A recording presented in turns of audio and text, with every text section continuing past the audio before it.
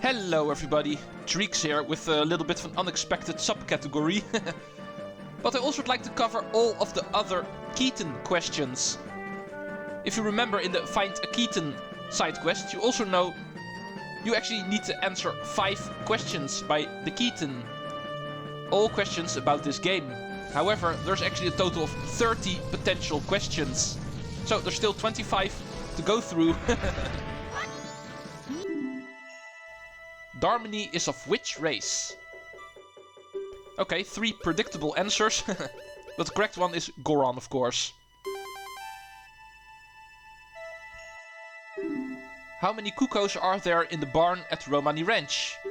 Okay, easiest to find whenever you are on the 3rd day, where Cremia is, and you will find only 1.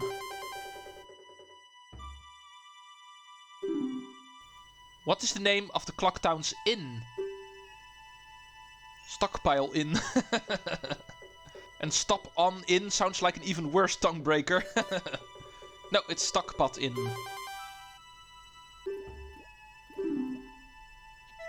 At what time does Romani, the ranch girl, wake up?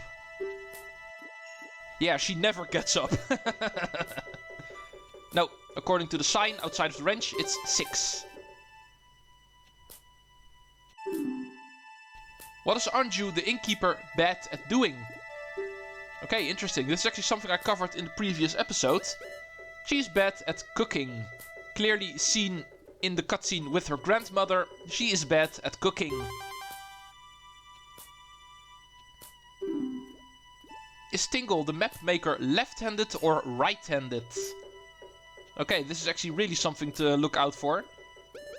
Well, he's definitely not ambidextrous, because he's always holding his pen in the same hand. And if you look close enough, you will actually see he is right-handed. Where does Cremia, manager of the Romani Ranch, try to deliver her milk? Okay, this one's pretty standard. No reason to do any complicated business. It's the milk bar.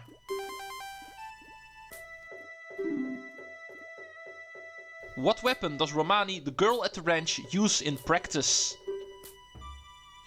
Well, the same weapon that we use in order to defeat the ghost. She is practicing with a bow. Mikau is of which race? Okay, comparable to the Darmany question. Same answers, in fact.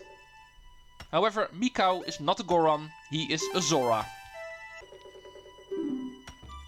What bad habit does Anju, the innkeeper, have? Besides being very terrible at cooking. But okay, for this one you actually really need to pay close attention to all of the dialogue she has. And you will find out she's quick to apologize. Who is the leader of the Bombers gang? Something you can actually... Gorman? Really? Why is Gorman in here? But no, something you can already know from the very beginning of the game. It is Jim. What is the name given to you by Romani, the girl at the ranch? Butterfly, cricket or grasshopper? Okay, this turned into martial arts class quickly. Young cricket. But no, Romani actually calls us grasshopper. Because we're green. How many tiny cow figurines are there in Clocktown? Okay, this one really needs eye for detail. Most of the houses in Clocktown actually have one of these cow figurines in them. Some of them even more of them, like in the Stockpot Inn. And if you count them all together, you will find out there's a total of 10. Try to find them all if you'd like. How many cows are there at Romani Ranch? Well, the aliens do take a lot of effort trying to steal them. Not really sure why, because there's not all that many. There's only 3. Once it's completed, how tall will the festival tower at the carnival be? Okay, I'm pretty sure Anju's grandmother actually tells this in her story. The history of the carnival. The tower needs to be as tall in order to reach the top of the clock tower. And the clock tower is actually 4 stories high.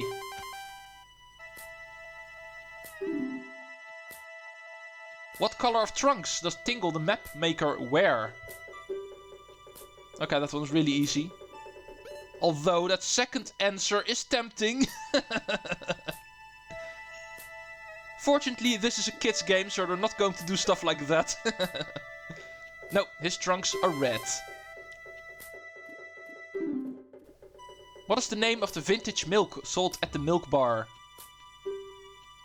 That's stuff that actually gives you infinite magic. Chateau Morani. Okay, whoever made up this answer for this question is a Morani. Chateau Romani is the correct answer. What are the magic words that Tingle created? Tingle, tingle, what? Okay, I'm not even sure if I can actually answer this question because I'm not allowed to steal those words. But okay, the answer is Kulu Limpa.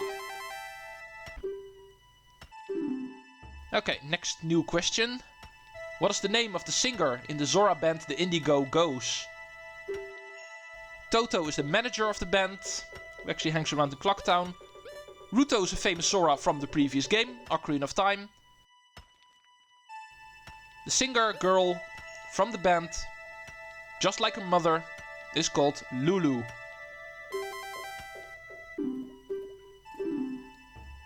How many members are there in the Zora band The Indigo Goes? Okay, Mikau, Tijo, Jappas, Lulu and Evan. Manager does not count, so 5. What instrument does the Skull Kid play? Okay, trick question, because he does steal our ocarina at the beginning of the game. However, you will find out, with the exception of a little bit of a tryout at the beginning, he never really plays it.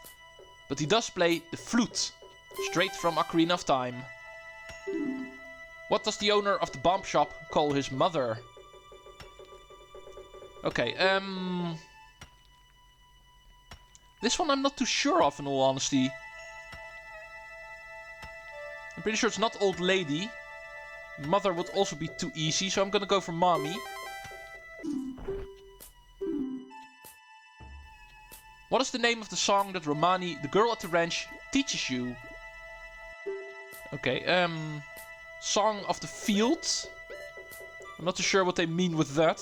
It's actually not even a song, not in any Zelda game. Epona's Song is the correct answer. At what time does Romani, the girl at the ranch, go to bed? Okay, similar question like we've seen earlier. Only this time it's the exact opposite. She doesn't sleep is actually not true, even though you would think so in the first night. 8 PM is actually the time the ranch officially closes.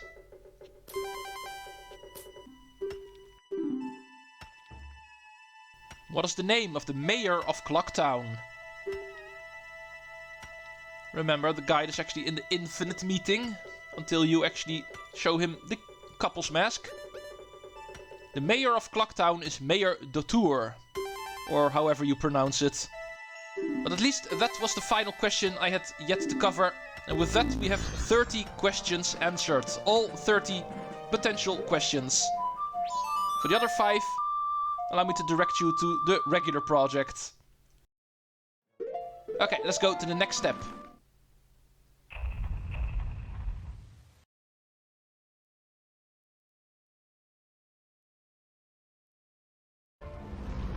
Okay, you silly moon.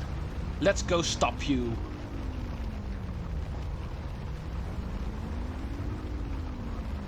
The Skull Kid's trying to destroy this world. And that is not going to happen. Luckily we have the giants to stop it. The giant from the swamp. The giant from the mountains.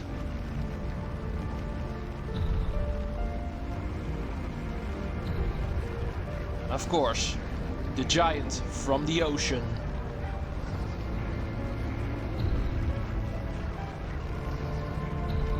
And the giant from the canyon doesn't want to show up. Okay, as you can see, even if you don't have all of the remains, you can still play the Oath to Order at the top of the clock tower. However, any giant that you have not freed yet will not show up. And this will actually happen. The same will actually happen if you only have 1 or 2 giants. I actually picked my save file from after the ocean, so only the one from the canyon does not show up. The cutscene will remain the same. Too few giants will try to stop this moon. And of course, as you may expect, they will not be successful. That's no good! It's not stopping! It's hopeless! Yeah, and this will happen. As you can see, you will get directed back to Link's control with only 1 minute still on the clock.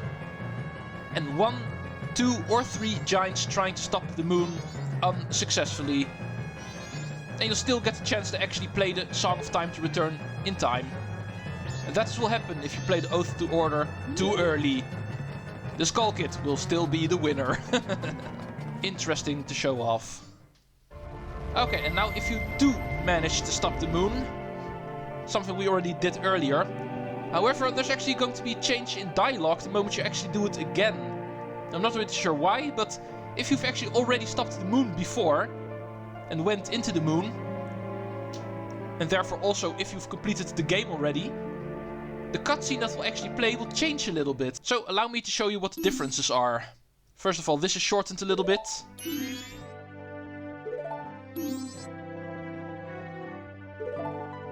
Well, now you should be awake. Stand up! Okay, and this dialogue from Tail is going to be the same. Yeah, I know. The Skull Kid was lonely because nobody wanted to be his friend. Blah, blah, blah. And the power of the mask made him do it because it was way too much for him to handle. How did you know that, sis? Yeah, because she's already had this dialogue before. And she's not trying to hide that. Interesting how that changes up. The rest remains the same. With the exception of the final part, which is also shortened a little bit. So let's go play this out.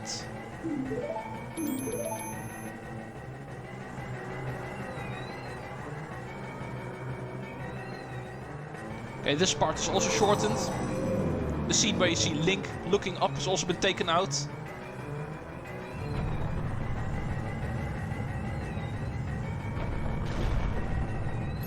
Don't worry, just leave it to your sister. Well, you are going in, aren't you? We can't do anything down here. Let's go. I've been thinking this ever since I joined you. You never want to give up. You always want to try. I admire you. Okay, and there we go.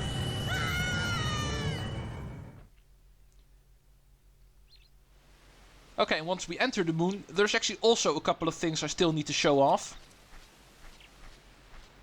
This first one is actually not really that important. But just in case someone likes to explore this place, there is actually an invisible wall. Well, this area, even though it looks massive, is actually a lot smaller than you would think. You walk into an invisible wall quite early if you try to explore this place, so the infinite grass fields is a no-go. Okay, and now for the most important thing, the main gist of this whole episode, something that I did promise I would do. Let's go face Majora's Mask the real way. In the regular project I cheesed him by abusing the way too powerful Fierce Deity's mask. But of course you don't have to use that mask. You can also fight him as regular Link. The way you would fight him if you don't complete the game 100%. Of course it will be a lot harder. So let's go see how we're supposed to fight Majora's Mask. Without the powers of an equally dark mask. Okay, a lot more strategy is going to be involved this time around. When it comes to his first phase, he's actually only vulnerable on his backside. So wait for him to turn around and you can actually hit him with an arrow. And then hit him with your sword for some damage. Another way you can actually take care of him is making use of the boomerangs that Zora Link actually has. Because of the way boomerangs actually work, you can actually hit him from behind without him having to turn around, giving you an easy hit as well.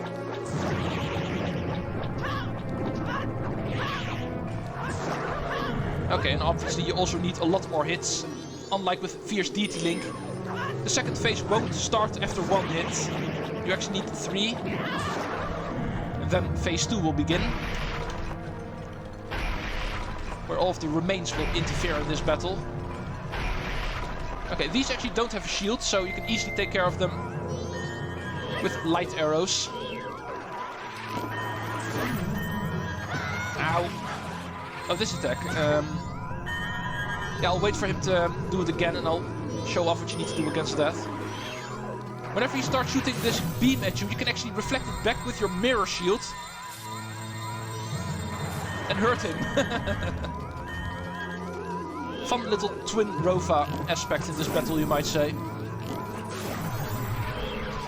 Just like with Twin Rova in Ocarina of Time, you can actually reflect his beam back. But okay, first let's take care of you guys, because you're going to be in the way. And if they come low enough, you can even take them out with your sword. Okay, bam. Okay, 1 more hit should do it. I did damage him a lot already in the meantime, with all of his beam attacks. Yeah, there we go.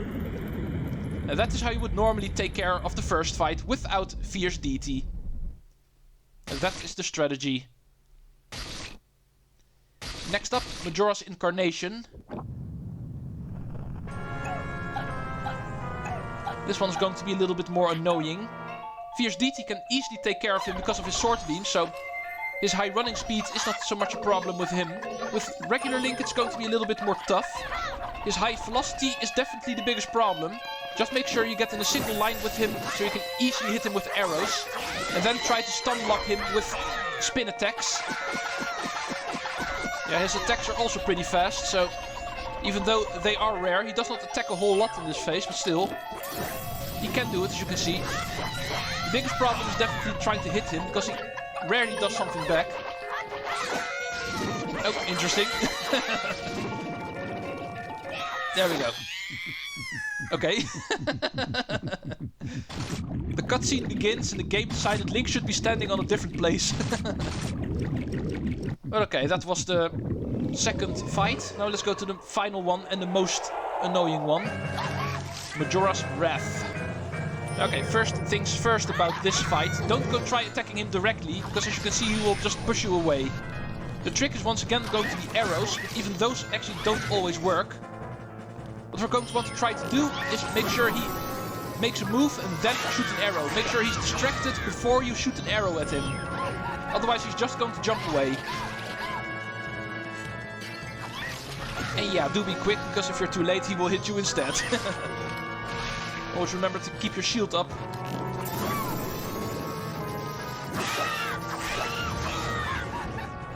Yeah, officially it's also... No, oops. Yeah, if he wraps you with his whips, he will toss you around the arena. Okay. Thank you for jumping right into my face. Okay, like I was trying to say, officially it is possible to stun lock him, I'm pretty sure, with your spin attack, just like with the second phase, but it's just a lot harder. But okay, the final phase of this fight should not be too difficult. His little bomb spinners are pretty easy to avoid. But okay, all with all, as you can see, even as regular Link, this fight is not really that difficult. It just takes a little bit longer, and a little bit more strategy is involved. But long story short, the final boss of Majora's Mask is not really that difficult. But still, this is how you're going to want to fight him the normal way. Okay everyone, that is all I have. This game is now fully covered. Every single aspect I could think of, I've put in the bonus content. And all the rest was already shown off during the regular project. This has been The Legend of Zelda Majora's Mask 3D. It's been a blast playing this game. It's always the blast playing this game. So even as a Let's Play, I had no doubts this was going to be really fun to do. But it is going to end right now. Termina has been saved, and even all of the little bits that I've skipped are now shown off. The bonus content is complete. And therefore, it's finally time for a new project again. Next week, a new project. I'm going to keep a secret which one that is. I'm just going to say it's going to be a little bit of a different game. It's not going to be on a Nintendo console. And yet it is still a semi-Nintendo game. That's all I'm going to say. But finally, something new. And the next Zelda game is actually going to be Oracle of Seasons or Oracle of Ages on the Game Boy Color. That dual game. And that one is coming up next. Probably somewhere next year. But anyway, as you can see, the moon is about to fall. I'd like to close off this project with one final thing we did not see. What will actually happen if you let the moon fall? Something we've been afraid of ever since the very first part, but we never really saw what happens. Let's go see how Termina gets destroyed if we are too late. The clock tower goes first, then the rest of Clock Town. And don't think that fleeing will actually save you, because the rest of Termina will also go down in a ball of fire.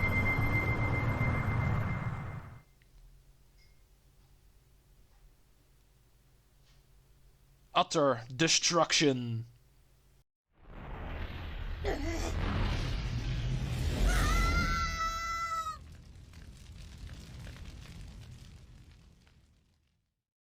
And so the angry moon fell from the sky, annihilating this world and its many inhabitants. All items and such gained in these last 3 days are lost. That is what happens to you if you let this happen. If you would like to restart your adventure from the last time you saved, press the home button to return to the home menu. Thank you all for watching this project. And see you in the next one. Treecks out.